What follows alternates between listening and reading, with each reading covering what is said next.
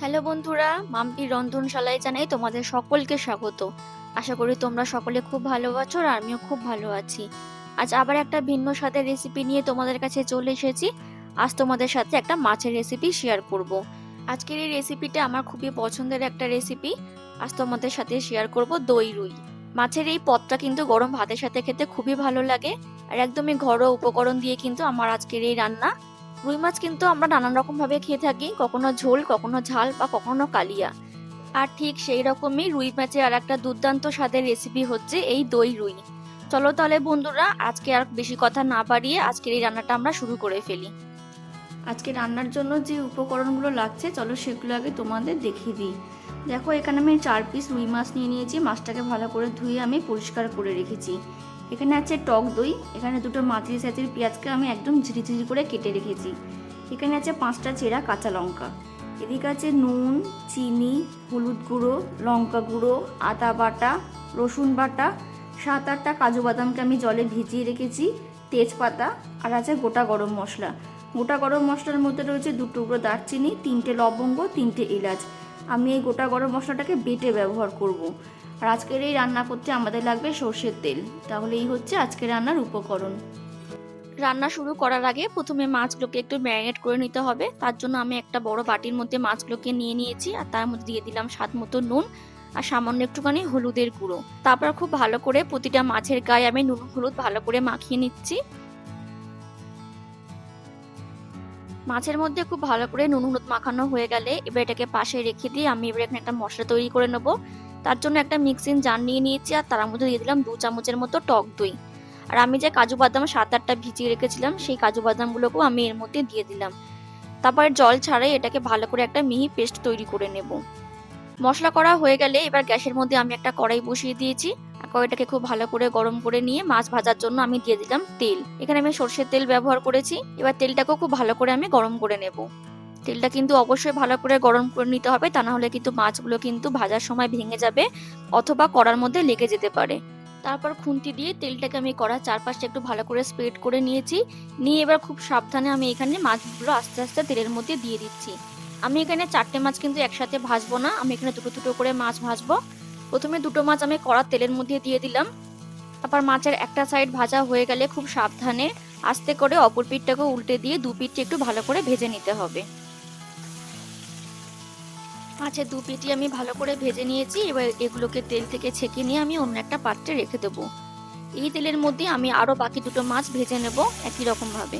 আমার কিন্তু 4 পিস মাছ ভাজাই হয়ে গেল। এবার আমি চলো এই তেলের মধ্যে পুরো রান্নাটা করে নেব। তোমাদের যদি তেলের পরিমাণ কম লাগে তাহলে তোমরা কিন্তু আরো তেল অ্যাড করতে পারো।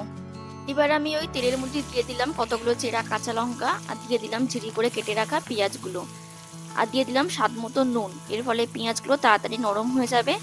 এবার একটু 2-3 মিনিটের মধ্যে একটু নেড়ে চেড়ে আমি পেঁয়াজ আর লঙ্কাগুলোকে একটু হালকা করে ভেজে নেব।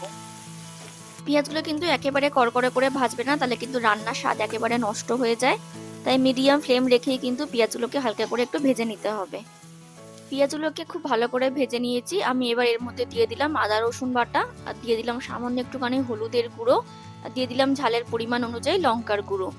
তারপর ভালো করে মশলাটাকে একটু কিছুক্ষণ নেড়ে চেড়ে একটু কষিয়ে নেবো যতক্ষণ না মশলা থেকে আদা রসুনের কাঁচা গন্ধটা একেবারে চলে যাচ্ছে।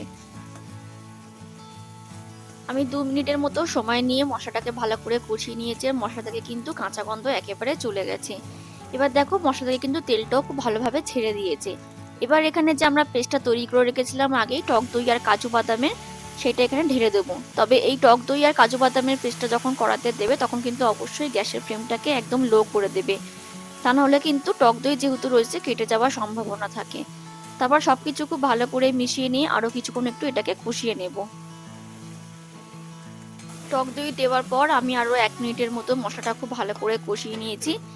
আর যেহেতু মশলাটা কষতে কষতে একেবারে শুকিয়ে গেছে, এবার আমি এখানে দিয়ে দেবো জল।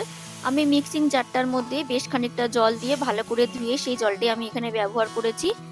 তোমরা এই রান্নায় গ্রেভিটা কতটা পাতলা বা ঘন রাখবে সেই বুঝে জলটা এখানে দিয়ে দিতে হবে।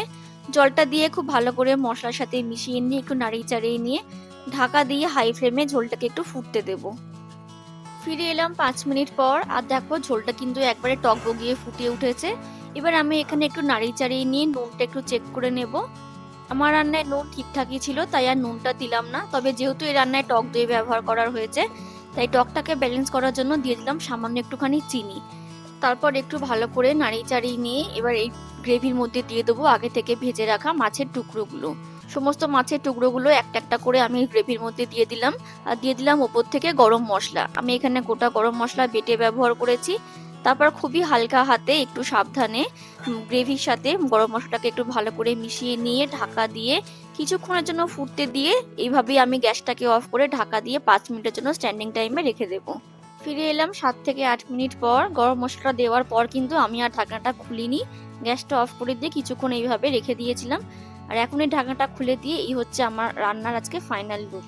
আমার দই রুই কিন্তু একেবারে পরিবেশনের জন্য তৈরি হয়ে গেছে।